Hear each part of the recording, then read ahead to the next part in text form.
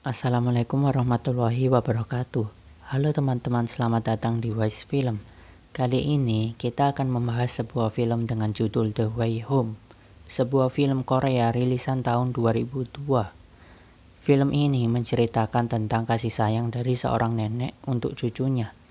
Ia pun rela mengorbankan semua yang ia miliki untuk membahagiakan cucunya. Walaupun film ini terkesan kuno atau lama, namun film ini mengandung pesan moral yang sangat mendalam bagi siapa saja yang menonton filmnya. Semoga saya bisa membawakan film ini dengan sangat baik dan menghibur. Sebelum kita masuk ke ceritanya, saya ingatkan bagi saudara-saudara muslim yang belum sholat untuk segera melaksanakan sholat, karena kita tidak tahu kapan ajal itu datang.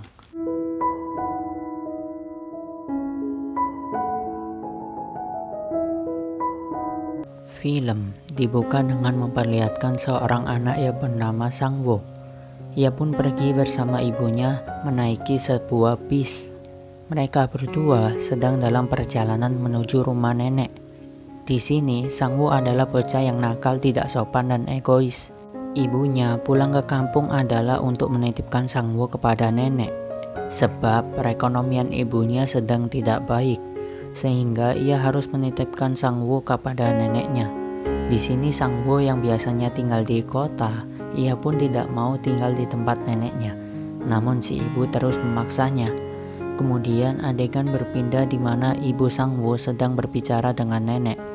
Di sini nenek Sang-woo memiliki keterbatasan mental, mohon maaf yakni tunawicara. Saat usia 17 tahun, ibu Sang-woo melarikan diri dari rumah, sehingga ia tidak pernah berkunjung ke rumah nenek tersebut. Karena ibu Sang-woo sudah bercerai dengan suaminya, ia pun keberatan untuk merawat Sang-woo, di mana sekarang kondisi ekonominya sedang tidak baik. Ia pun berencana untuk menitipkan Sang-woo kepada sang nenek, sembari ia mencari pekerjaan barunya. Karena Sang-woo anak yang nakal, ia pun mengencingi sepatu neneknya. Sehingga ketika nenek ingin menyayang kepala Sang-woo, ia pun menolak dan menghina nenek tersebut. Si ibu pun memberikan beberapa pakaian untuk orang lanjut usia dan beberapa bekal makanan untuk Sang-woo. Karena si ibu buru-buru ingin pergi, ia pun ditawari nenek untuk menginap. Namun karena buru-buru dan tidak ingin ketinggalan bis terakhir, ia pun pergi kembali ke kota meninggalkan mereka berdua. Ketika si nenek ingin menggandeng tangan Sang-woo untuk pulang, ia pun menolak dan ia malah mengolok-ngolok nenek tersebut. Ketika di rumah, malam hari pun tiba. Nenek dan Sang-woo pun makan bersama. Ketika nenek memberikan sedikit sayur untuk Sang-woo, ia pun langsung mengembalikan makanannya ke piring neneknya. Saat Sang-woo ingin menyalakan televisi, ia pun kesulitan karena mungkin di pedesaan sangat sulit untuk mendapatkan sinyal antena. Karena si nenek kasihan dengan Sang-woo, nenek pun memberikan permen untuk menghibur Sang-woo. Namun, Sang-woo pun langsung pergi dan tak menghiraukannya. Di sini, Sang-woo yang mulai bosan pun mulai sibuk dan asik bermain gamebotnya sambil meminum minuman kaleng. Di pagi harinya, datanglah seorang bocah dari desa tersebut yang bernama Chioli, yang membawakan beberapa buah untuk nenek. Di sini, Chioli ingin mengajak Sang-woo bermain bersama. Namun dirinya tidak mau dan malah menendang anjing Chioli. Sang-woo pun lebih memilih bermain sepatu roda sendiri di atas sebuah tipan. Ia pun bermain dengan sangat bahagia. Di saat Sang-woo sibuk bermain game, sang nenek pun memerlukan bantuan agar Sang-woo memasukkan benang ke dalam jarum. Walaupun hal tersebut mengganggunya saat bermain game, ia pun melakukannya.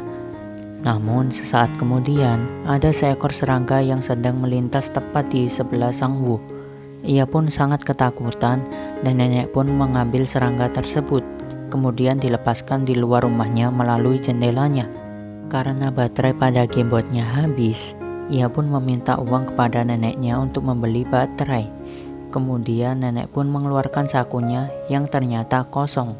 Ketika nenek sedang mencuci pakaian, Sang-woo pun datang untuk meminta uang. Namun sang nenek hanya bisa memberikan isyarat untuk bersabar. Kemudian Sang-woo pun mendorong nenek tersebut. Ketika di rumah, Sang Wu pun mulai berusaha mencari-cari. Barangkali ia menemukan uang di rumah tersebut. Namun ketika ia mencari, ia pun tidak menemukannya.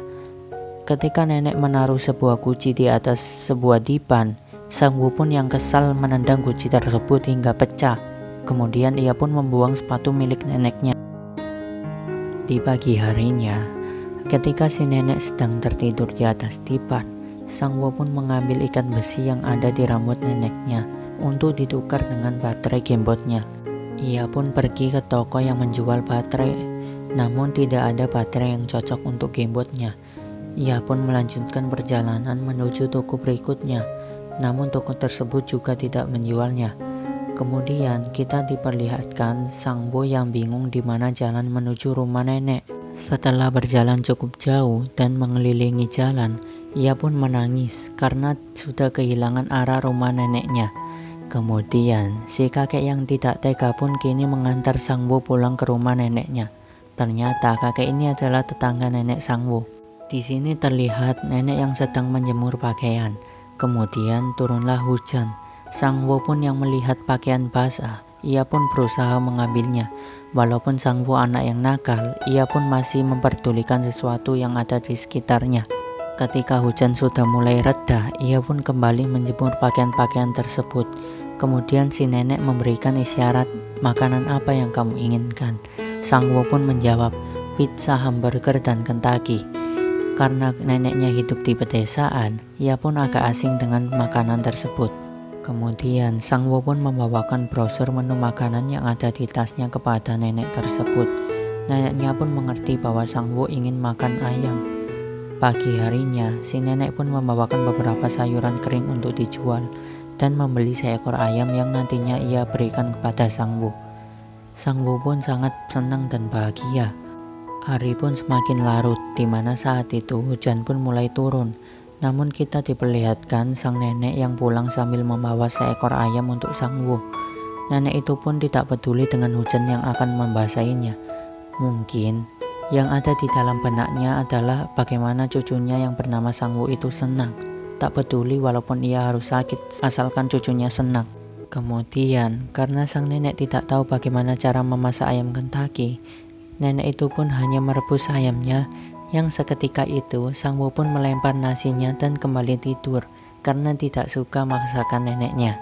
Saat tengah malam, ia pun terbangun karena merasa lapar. Kemudian, ia pun dengan terpaksa memakan masakan neneknya karena lapar.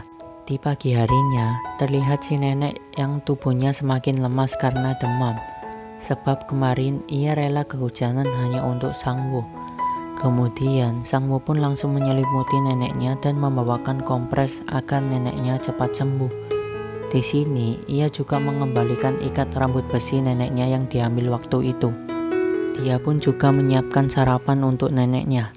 Di sini dapat dilihat Sang Wu yang mulai mandiri dan berbelas kasih kepada nenek. Adegan berpindah di mana sang nenek mengajak Sang Wu menuju ke pasar. Ketika di pasar, ia melihat temannya yang bernama Haiyon. Di sini terlihat Sang Wu mulai menyukai gadis tersebut. Saat di pasar, Sang Wu pun dari kejauhan melihat sang nenek yang menawarkan dagangannya. Namun orang-orang enggan untuk membelinya. Sang Wu pun merasa sedih dan kasihan melihat neneknya. Kemudian, sang nenek pun dan Sang Wu mampir di sebuah warung.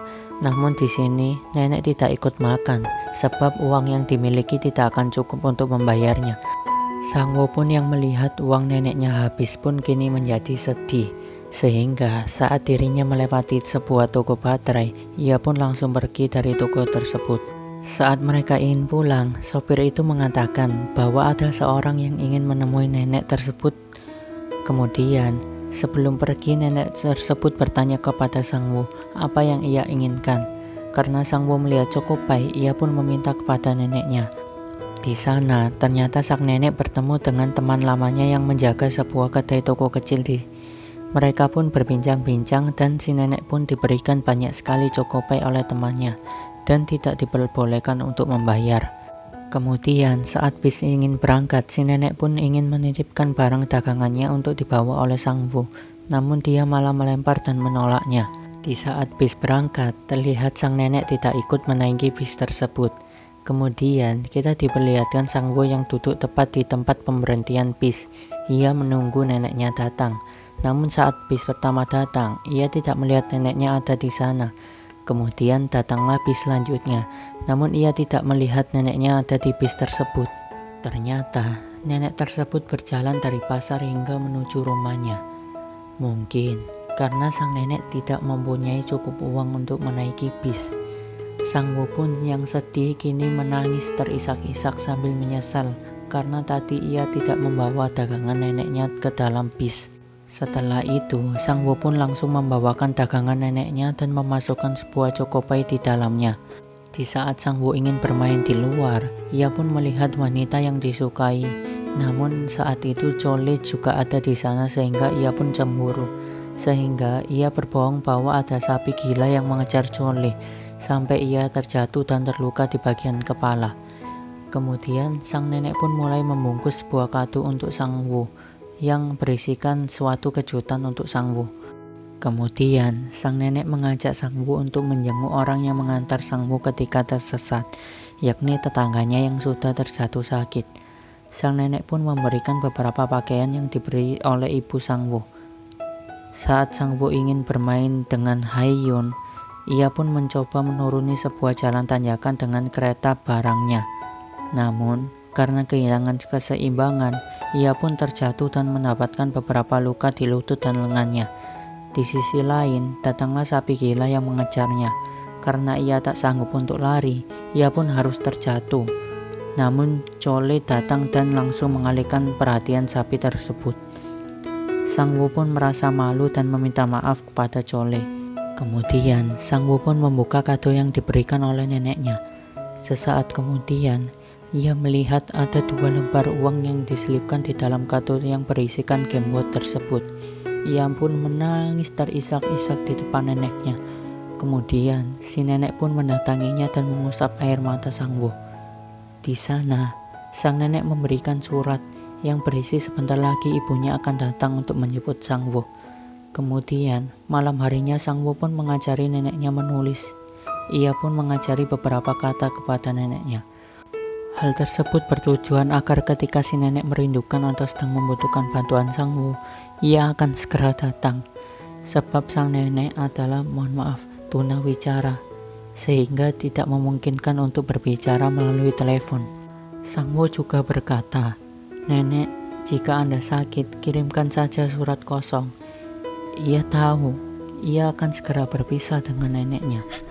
Sang Wo pun menangis terisak-isak hingga si nenek pun juga ikut menangis. Kemudian Sang Wo pun menyiapkan beberapa benang yang sudah dimasukkan ke dalam jarum. Hal tersebut bertujuan untuk memudahkan neneknya. Karena ia tahu kini neneknya tidak bisa menggunakan penglihatannya dengan jelas seperti dirinya. Adegan berpindah di mana memperlihatkan Sang Wo yang sudah dijemput oleh ibunya. Ketika ia berangkat bersama ibunya, tiba-tiba Sang Wo memberikan sesuatu kepada neneknya. Ia pun hanya bisa memberikan isyarat agar neneknya sabar. Kemudian ia pun melambaikan tangan. Sang nenek pun membuka hadiah dari Sang Wo yang berisi tentang gambar neneknya yang ia gambar sendiri dengan krayon. Pesan moral yang dapat kita ambil dari film ini, bagi kita yang memiliki orang tua yang masih hidup, janganlah kita sia-siakan mereka. Jangan sampai kita menyesal ketika mereka sudah tiada. Orang bijaksana berkata, jika kita kehilangan istri, kita boleh cari istri lainnya. Jika kita kehilangan anak, kita boleh ada anak yang lainnya. Jika kita kehilangan suami, kita boleh kawin lagi. Tapi jika kita kehilangan seorang ibu, tak akan ada yang pernah menggantikan ibu. Ibu adalah harta yang sukar dicari. Ibu adalah harta yang tak ternilai harganya bagi kita. Hargailah insan yang bergelar ibu ini. Baik teman-teman, terima kasih sudah menonton sampai akhir, dan wassalamualaikum warahmatullahi wabarakatuh.